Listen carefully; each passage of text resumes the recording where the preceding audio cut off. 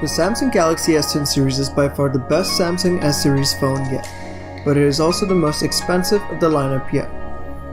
Enter the S10e, an almost no-nonsense flagship at a much more appetizing $750 price tag.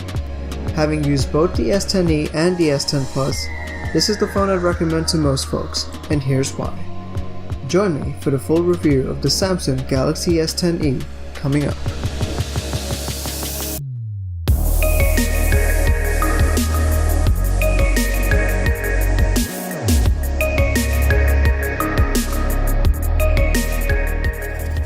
In terms of fit and finish, the S10e's more graceful size is much more comfortable in the hand than the more monstrous phones of 2019. It is almost a perfect size for my mid-sized hands with easy reach to almost all four corners of the display. In the hand, the feel is nothing short of sublime. The combination of glass and metal gives the S10e the same in-hand feel of its more expensive siblings. You do sacrifice in screen size. The S10e comes in at 5.8 inches compared to the 6.1 and 6.4 inches of the regular and plus size variants respectively. The display is also capped at 1080p compared to the Quad HD displays of the other two variants. That gives it a pixel density of 438 pixels every inch, which is plenty sharp for even the biggest of pixel peepers. The phone has an excellent display panel with Samsung's usual AMOLED technology that has easily become the best on the market. The colors are vibrant yet accurate, and the display gets plenty bright to overpower even the sunniest of days at 1200 nits, which is incredibly impressive. Talking about the display, you cannot ignore how beautiful the screen to body ratio is. This is made possible by Samsung's new Infinity O display. While the display isn't curved around the edges like its more expensive siblings, it isn't something that is actually a deal breaker. And while the curved display is much more pleasing to the eyes, the flat display is actually much more comfortable to the palm. My only ergonomic gripe would be the placement of the fingerprint sensor and the volume rocker. The placement of the fingerprint sensor is just a little bit too high for my liking, and I've seen similar complaints from other YouTubers. Similarly, the volume rocker is placed just a little bit too high to make way for that dreaded old Bixby button. The good news is you can now disable the Bixby button to an extent, and I'll get to more of that in a second.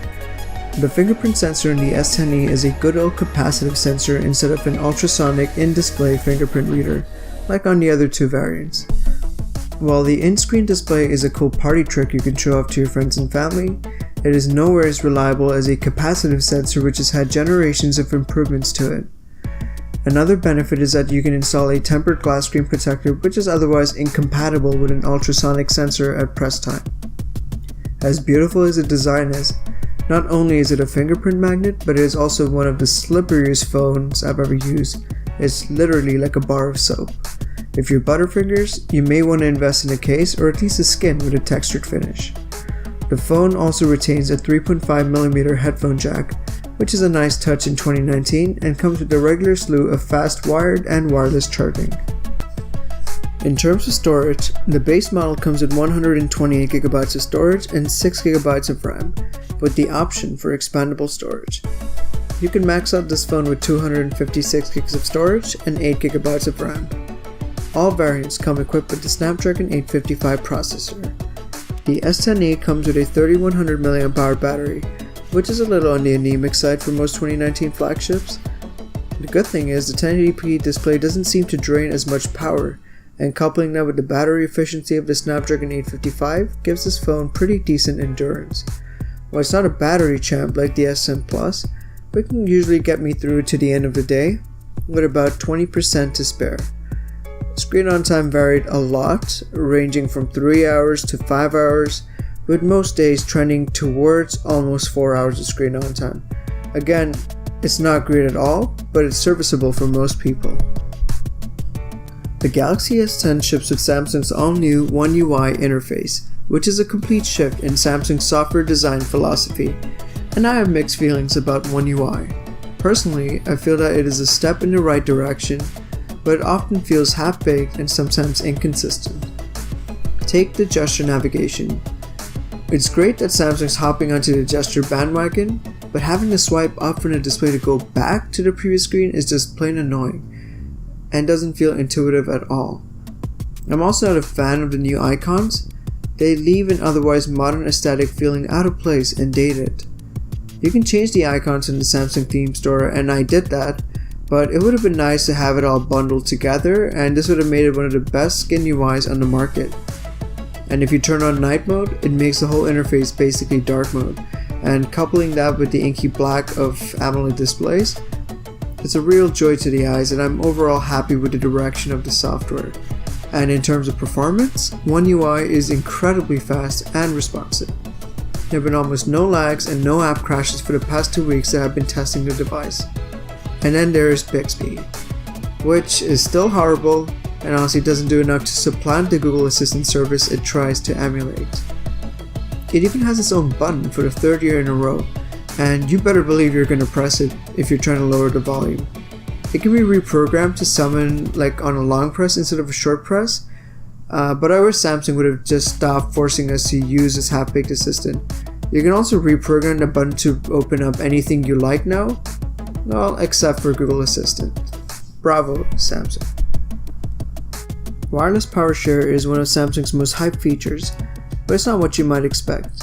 The idea is that you can lend a charge to a friend whose phone supports wireless charging, and it might work in that instance, but the rate of charge is so incredibly slow you probably don't want to. After all, its actual intended purpose was to charge accessories such as the Galaxy Watch and Samsung's new Galaxy Buds. If you're looking to be impressed, then look no further than the cameras. The S10e has 2 cameras on the back in contrast to the 3 on the other 2 variants. The S10e lacks a telephoto camera but keeps a primary and wide-angle lens. A telephoto camera essentially allows you to zoom into objects without losing much quality as you would with digital zoom, but if I had to choose between taking a wide-angle lens and a telephoto lens, you better believe I'm going to take the wide-angle lens. It has a 123 degrees field of view and gets some incredibly beautiful pictures. Don't believe me? Then let's take a look at these. Both these photos were taken from the exact same place at the exact same angle, and the wide-angle lens was able to capture an incredible field of view. The pictures from both lenses present beautiful colors and incredible dynamic range. The colors can sometimes be a little bit oversaturated, but overall most people will be very pleased with this camera. The only downside I could find for this camera would be low light performance. Next to the current king of low light, the Pixel 3, the S10 is not able to pull as much detail from the shadows and just doesn't seem to be doing much. It may not be the best camera in all settings, but it can be argued that it is the most versatile you can find on the market, and if you go for the more expensive variants, you have a lot of capabilities in the S10's metaphoric camera quiver. In video, both the primary and wide-angle lens show excellent stability and color reproduction, with plenty of detail and excellent audio capture, among the best on the market.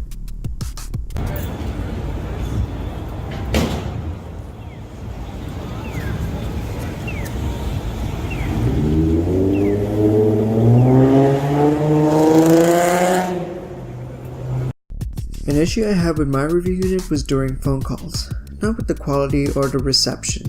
Those are actually pretty top notch with adequate noise cancellation and plenty of good reception. The issue I had was with the sensitivity or lack thereof of the proximity sensor. The sensor would usually not register that my face was near my phone.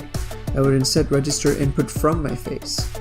This has led to opening notifications, awkward texts, and even calls dropping when the phone registers a tap on the end call button.